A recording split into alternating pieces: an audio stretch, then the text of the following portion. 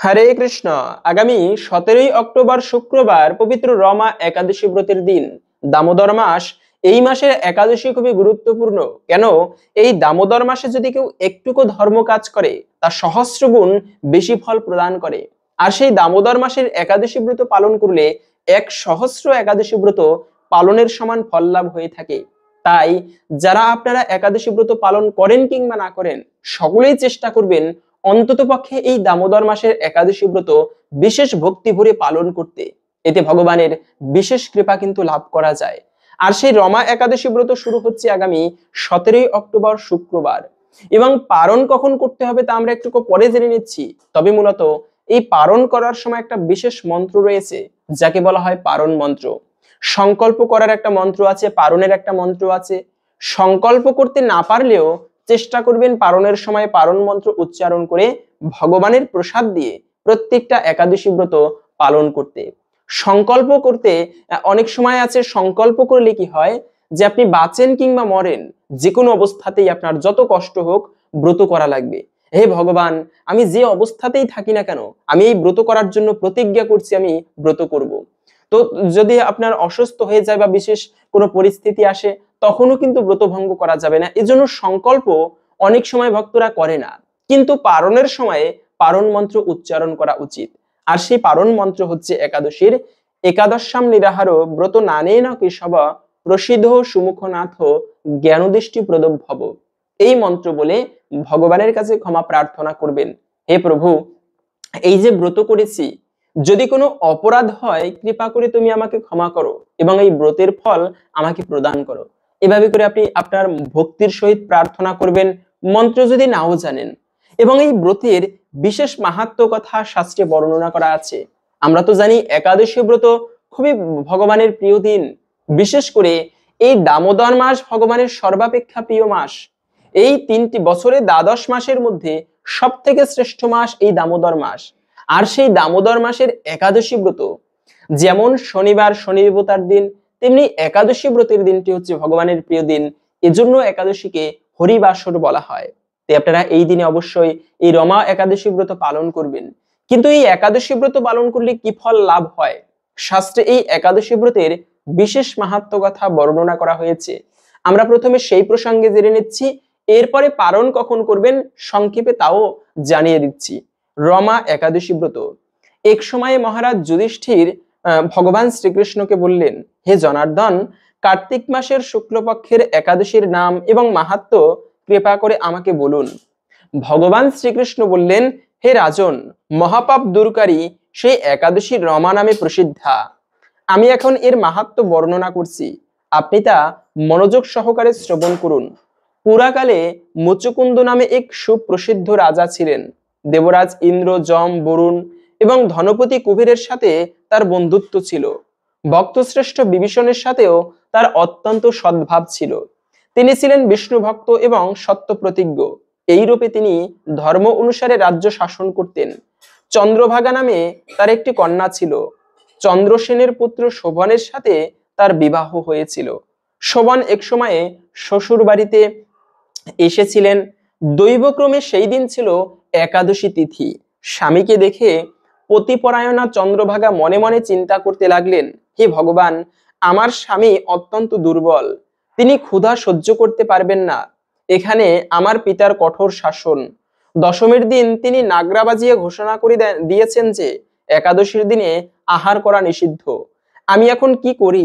রাজার নিষেধাজ্ঞা শুনে শোভন তার প্রিয়তমা পত্নীকে বললেন, হে প্রিয়ে, এখন আমার কি কর্তব্য তা আমাকে বলো। উত্তরে রাজকন্যা বললেন, হে স্বামী, আজ এই গৃহে এমনকি এই রাজ্যের মধ্যে কেউ আহার করবে না। মানুষের কথা তো দূরে থাকুক, পশু পাখি পর্যন্ত জলপান মাত্র গ্রহণ করবে না। হে নাথ, তুমি যদি এ থেকে পরিত্রাণ চাও তবে নিজ গৃহে প্রত্যাবর্তন করো। এখানে থাকলে তুমি সকলের নিন্দা ভাজন হবে এবং আমার পিতাও তোমার প্রতি ক্রুদ্ধ হবে। এখান থেকে দেখেন একটা শিক্ষা সুন্দর। আমরা অনেক সময় ভাবি যে এই কাজটা করলে ব্যক্তির ভালো লাগবে, কিন্তু আসলে ব্যক্তির ভালো লাগা নয়। প্রকৃত যারা বন্ধু, যারা ধর্মীয় পথে অগ্রসর করে, তিনি হচ্ছে প্রকৃত বন্ধু। আমরা এখানে ভাবতে পারি, আরে আমার সন্তান অসুস্থ হয়ে পড়বে, ক্ষুধা লাগবে, ওরা একাদশী ব্রত করতে হবে না। কিন্তু এখানে যদি প্রকৃত বন্ধুর কথা চিন্তা করা হয়, তবে সেই সন্তানকে একাদশী ব্রত করানো উচিত। তার কষ্ট হলে আপনি তাকে ফলমূল এনে দিন, যাতে সে ফলমূল খেয়ে হলেও ব্রত করতে পারে। কিন্তু আমরা তার শরীরের জাগতিক কথা চিন্তা করে তার পারমার্থিক ধ্বংস আনছি, তার পারমার্থিক পথে অগ্রসর হতে বাধা প্রদান করছি। তো এজন্য প্রকৃত যারা বন্ধু, তারা কষ্ট হলেও ব্যক্তিকে ধর্মপথে অগ্রসর হওয়ার জন্য উৎসাহ দেয়, সাহায্য করে। কিন্তু এই শোভনের স্ত্রী, তিনি চেয়েছিল মূলত তার স্বামী সে যদি ব্রত না করে তবে যেন নিজের গৃহে ফিরে যায়। কেন? এই রাজ্যে কেউ একাদশী ব্রত করবে না। তাই স্বামী বলল, শোভন, এখন আমি কি করতে পারি? তখন স্ত্রী বলল, এখানে থাকলে তুমি কিছু খেতে পারবে না। তো এখন বিশেষভাবে বিচার করো, যা ভালো হবে তুমি তাই করবে।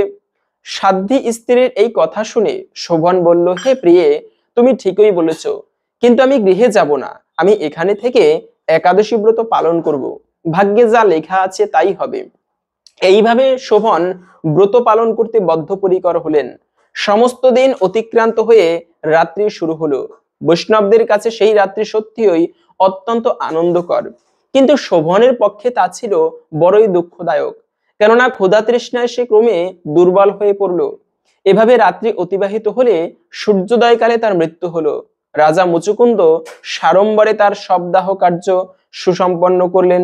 চন্দ্রভাগা স্বামীর অন্ত্যেষ্টিক্রিয়া সমাপ্ত করে পিতার আদেশে পিতৃগৃহেই বাস করতে লাগলো। কালক্রমে রমাব্রত প্রভাবে শোভন মন্দরাচল শিখারে অনুপম সৌন্দর্য বিশিষ্ট এক রমণীয় দেবপুরী প্রাপ্ত হলেন। এক সময় মুচুকুন্দপুরের সোমশর্মা নামে এক ব্রাহ্মণ তীর্থ ভ্রমণ করতে করতে সেখানে উপস্থিত হলেন। সেখানে রত্নমণ্ডিত বিচিত্র স্ফটিক খচিত সিংহাসনে রত্নালঙ্কারে ভূষিত শোভন রাজা শোভনকে তিনি দেখতে পেলেন। গন্ধর্ব ও অপ্সরাগণ দ্বারা নানা উপাচারে সেখানে তিনি পূজিত হচ্ছিলেন। রাজা মুচুকুন্দের জামাতা রূপে ব্রাহ্মণ তাকে চিনতে পেরে তার কাছে গেলেন। শোভনও সেই ব্রাহ্মণকে দেখে আসন থেকে উঠে এসে তার চরণ বন্দনা করলেন। শ্বশুর মুচুকুন্দ ও স্ত্রী চন্দ্রভাগা সহ নগরীর সকলের কুশল বার্তা জিজ্ঞাসা করলেন। ব্রাহ্মণ সকলের কুশল সংবাদ জানালেন এবং আপনি কিভাবে এই স্থান প্রাপ্ত হলেন তা সবিস্তারে আমার কাছে বলুন, এই বলে ব্রাহ্মণ প্রশ্ন করলেন শোভনের কাছে। তখন শোভন বললেন যে কার্তিক মাসের কৃষ্ণপক্ষিয়া রমা একাদশী ব্রত সর্বব্রতের মধ্যে শ্রেষ্ঠ। আমি তা শ্রদ্ধার সহিত পালন করায় আশ্চর্যজনক ভাবে তখন আমার মৃত্যু হলেও আমি এই দিব্য সুন্দর নগরী প্রাপ্ত হয়েছি। আপনি কৃপা করে চন্দ্রভাগাকে সমস্ত ঘটনা জানাবেন। সোমশর্মা মুচুকুন্দপুরে ফিরে এসে চন্দ্রভাগার কাছে সমস্ত ঘটনার কথা জানালেন। ব্রাহ্মণের কথা শুনে অত্যন্ত আনন্দিত চন্দ্রভাগা বলতে লাগলেন, হে ব্রাহ্মণ, আপনার কথা আমার কাছে স্বপ্ন বলে মনে হচ্ছে। তখন সোমশর্মা বললেন, হে পুত্রী, সেখানে তোমার স্বামীকে আমি স্বয়ং সচক্ষে দেখেছি। অগ্নিদেবের মতো দীপ্তিমান এবং তার নগরও আমি দর্শন করেছি, কিন্তু তার নগর স্থির নয়। তা যাতে স্থির হয় সেই মতো কোনো উপায় করো। এসব কথা শুনে চন্দ্রভাগা বললেন, তাকে দেখতে আমার একান্ত ইচ্ছা হচ্ছে, আমাকে এখনই তার কাছে নিয়ে চলুন। আমি এই ব্রতর পালনের পুণ্য প্রভাবে ওই নগরকে স্থির করে দিব। তখন সোমশর্মা চন্দ্রভাগাকে নিয়ে মন্দার পর্বতে বামদেবের আশ্রমে উপনীত হলেন। সেখানে ঋষির কৃপায় ও হরিবাসর ব্রত পালনের ফলে চন্দ্রভাগা দিব্য শরীর ধারণ করলো। দিব্য গতি লাভ করে নিজ স্বামীর নিকট উপস্থিত হলেন। প্রিয় পত্নীকে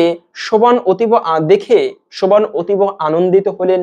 বহুদিন পর স্বামীর সঙ্গ লাভ করে চন্দ্রভাগা অকপটে নিজের পুণ্য কথা জানালেন। হে প্রিয়, আজ থেকে 8 বছর আগে আমি যখন পিতৃগৃহে ছিলাম তখন থেকেই এই রমা একাদশী ব্রত নিষ্ঠা সহকারে পালন করতাম। এই পুণ্য প্রভাবে এই নগর স্থির হবে এবং মহাপ্রলয় পর্যন্ত থাকবে। হে মহারাজ, মন্দরাচল পর্বতের শিখরে শোভন ওই স্ত্রী চন্দ্রভাগা সহ দিব্য সুখ ভোগ করতে লাগলেন। পাপনাশিনী ও মুক্তি প্রদায়িনী রমা একাদশীর ব্রত মাহাত্ম্য আপনার কাছে বর্ণনা করলাম। যিনি এই ব্রত কথা শ্রবণ করবেন এবং তিনি সর্বপাপ থেকে মুক্ত হয়ে বিষ্ণুলোকে পূজিত হবেন। এই ছিল মূলত পবিত্র রমা একাদশীর ব্রত কথা। তাই আপনি নিজে এই একাদশী ব্রত পালন করবেন এবং সবার মাঝে ছড়িয়ে দিবেন, যেন আমরা সবাই এই একাদশী ব্রত প্রসঙ্গে জেনে উৎসাহী হই পালন করতে।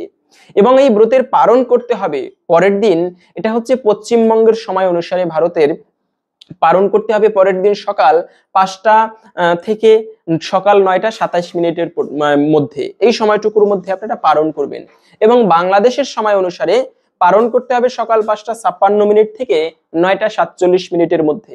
এই সময়ের মধ্যে আপনারা ভগবানের কাছে প্রার্থনা করে প্রসাদ দিয়ে পালন করবেন। তো ভগবানের কৃপায় আশা করছি আজকের এই তথ্যগুলো জেনে আপনি সমৃদ্ধ হয়েছেন। ভালো লাগলে একটি লাইক করে কমেন্টে জয় শ্রী রমা একাদশী ব্রতের জয় একবার হলেও লিখে যাবার অনুরোধ জানাচ্ছি। ভগবানের কৃপায় সকলের জীবনে মঙ্গল হোক এই কামনা করে আজকের ভিডিওটি এখানে সমাপ্ত করছি। হরে কৃষ্ণ।